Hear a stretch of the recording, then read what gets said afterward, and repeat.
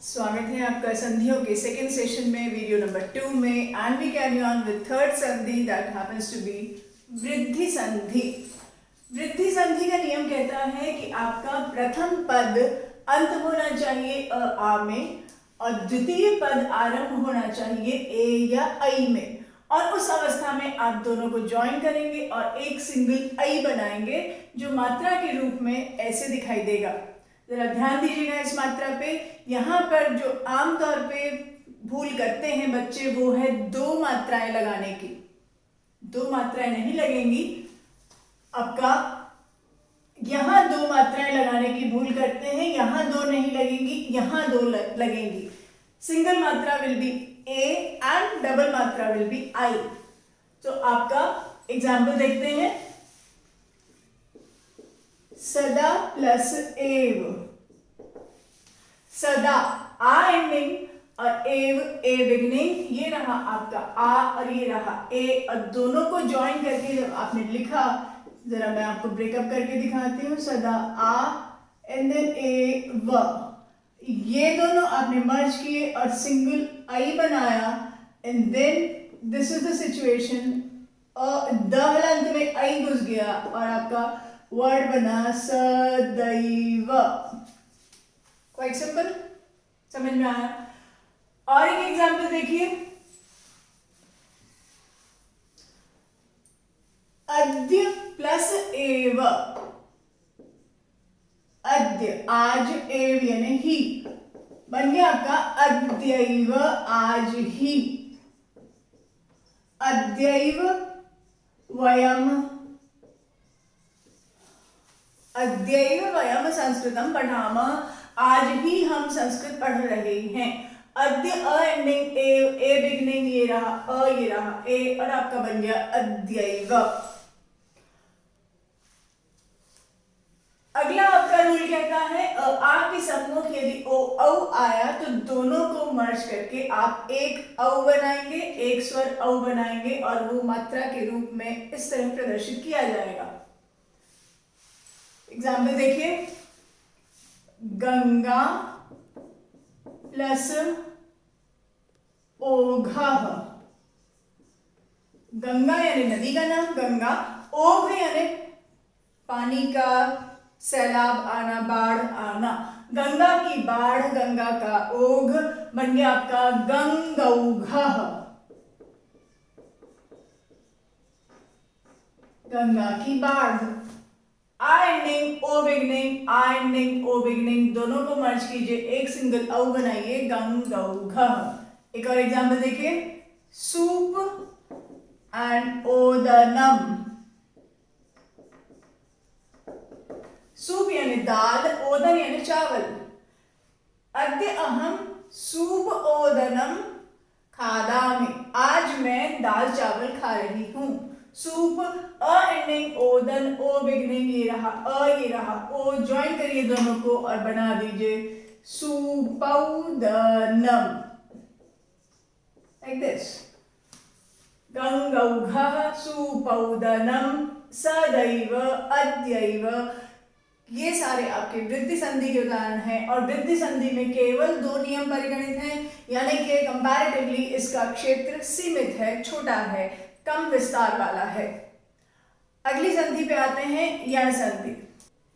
संधियों के क्रम में अगली है आपकी यण संधि। यण संधि थोड़ा सा विशेष ध्यान देकर समझने की है, ध्यान दीजिएगा। यण संधि में आपका प्रथम पद अंत होना चाहिए ई में या उ में या री में या री में। री जो एक वर्ण है ये केवल वैदिक संस्कृत में पाया जाता है, लौकिक संस्कृत में नहीं मिलता, यानी कि आप और हम इसको प्रायः पढ़ते पढ़ाते नहीं हैं। जो वेदों के मंत्र हैं, ऋचाएं हैं, जो वैदिक भाग है, केवल वहां मिलेगा, इसलिए प्रैक्टिकली स्पीकिंग इसका प्रयोग नहीं आता। तो हम इसे चाहें तो टोटली ओमिट कर सकते हैं, लेकिन चूंकि रूल्स में परिगणित है इसलिए यहाँ पे लिखा है, अदरवाइज हम इसे ओमिट कर देंगे। अब ये रूल क्या कहता है, अभी तक जो आपने 3 संधियां पढ़ी थी उसमें आपने जाना कि प्लस के पहले वाला प्लस के बाद वाला दोनों मर्ज होते हैं, दोनों डिसॉल्व होते हैं, and some new word new letter is born, right. इसमें आप क्या पाएंगे, प्लस के पहले वाला जो स्वर है केवल वो कन्वर्ट हो रहा है और प्लस के बाद वाला जो है वो वही का वही स्थित है, it is not leaving its place. और ये जो कन्वर्ट हो रहा है this is not converting into a स्वर anymore, it's going to be a व्यंजन, कॉन्सोनेंट। और चूंकि ये कॉन्सोनेंट है यानी कि हलंत है, इसलिए इसके सामने वाला स्वर इसमें जाकर जुड़ जाएगा। ई कन्वर्ट होगा य में, उ कन्वर्ट होगा व में, री कन्वर्ट होगा र में और री कन्वर्ट होगा ल में। चारों के चारों व्यंजन हैं, चारों हलंत हैं। किस अवस्था में कन्वर्जन होगा, जब ई के सामने कोई असमान स्वर आए। असमान स्वर का तात्पर्य क्या, समान स्वर का तात्पर्य है ई के सामने फिर से ई का आ जाना। उस अवस्था में आप उसको दीर्घ संधि होता हुआ पाते, एक दीर्घ ई मिलता। तो हमें उस संधि में नहीं जाना है, हमें दीर्घ से अलग हटके एक नया इलाका चाहिए, नया रूल चाहिए, विच सेज ई के सामने dissimilar vowel should be there. It should not be similar, it should be dissimilar.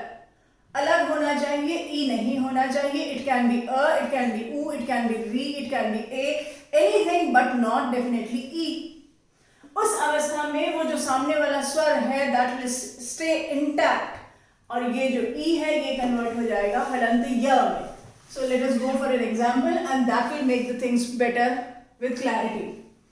आपने कहा यदि और आपने कहा अपि। यदि किस में एंड हो रहा है, छोटे ई में, ये आपका रूल छोटा ई। और अपि किस में बिगिन हो रहा है, अ में। ई के सामने असमान स्वर आ रहा है अ, और ये रूल कहता है आपका कि इस ई को कन्वर्ट कर दीजिए य हलंत में। यानी कि अब मेरे पास सिचुएशन बना है यद एंड देन दिस य एंड देन दिस अपि एज इट इज, बिकॉज इस वाले को कन्वर्जन नहीं होना था। द या अ इन तीनों को मिलाऊं तो मेरे पास एक संयुक्त वर्ण है जिसे हमने द्य के नाम से जाना। अब ये आपका बन गया पूरा स्पेलिंग य द्य and P. This completes your total spelling यद्यपि। यदि प्लस अपि इज इक्वल टू यद्यपि, right. Let's go for one more example to make things more clear.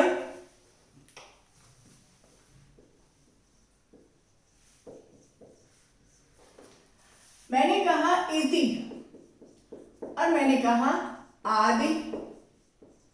First word is इति एंड सेकेंड वर्ड इज आदि। इति is ending in छोटा e and adi is beginning with a.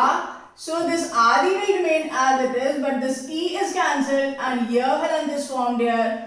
This e is carried on as this e and e के आगे आधा त, e आधा त, य में आ घुस गया या, and the spelling finally comes out as इत्यादि। कुछ समझ में आया होगा definitely. When you solve more examples, definitely you are going to get the perfection. We go for next rule. ऊ के सामने अगर असमान स्वर आया, डिसिमिलर वॉवल आया, तो ऊ कन्वर्ट हुआ व में। कैसे कन्वर्ट हुआ देखते हैं।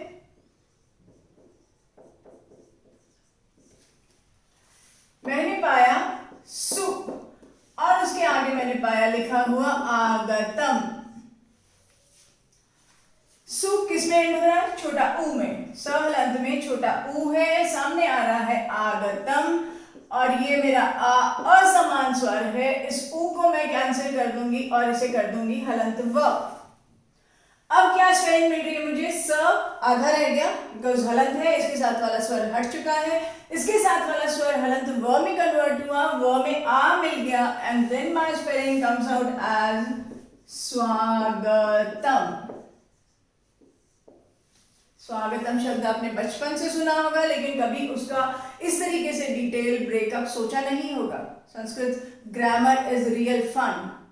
You get to solve so many words which you are unaware of. So su plus आगतम आपने पाया स्वागतम। और एक एग्जाम्पल देखिए, लघु प्लस इदम, लघु प्लस इदम, लघु यानी छोटा, इदम यानी यह, छोटा सा यह, whatever noun is there. लघु प्लस इदम एंडिंग अप इन छोटा ऊ, बिगिनिंग विद ई, इदम, और ये रहेगा मेरा ल घ हलंत। ऊ को कन्वर्ट किया मैंने व में, and my spelling comes out finally as ल घ्विदम, राइट, लघ्विदम। You need to be real careful while writing the spelling, otherwise spelling गई और नंबर गया. We do not take it as spelling mistake, we take it as not clear enough with the fundamental, with the rule, with the basic concept. So you need to be real careful with the spelling. अगला आपका rule कहता है री के सामने असमान स्वर आए तो आप री को कन्वर्ट करेंगे हलंत र में. एग्जाम्पल देखिए,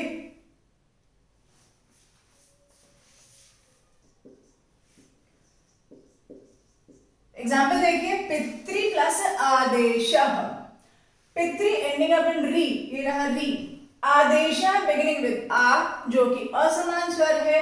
इस री को मैंने कन्वर्ट किया, पित हलंत अलग रख दिया, इस री को मैंने कन्वर्ट किया हलंत र में, एंड देन रिमेनिंग आदेश.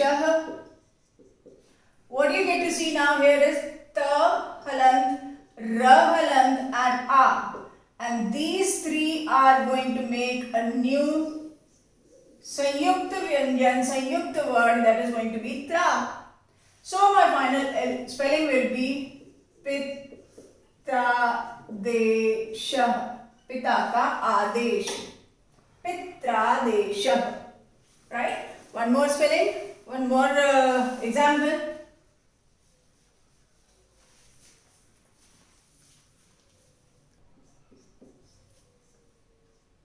भ्रातृ अर्थम, भ्रातृ यानी भाई और अर्थम यानी के लिए, भाई के लिए.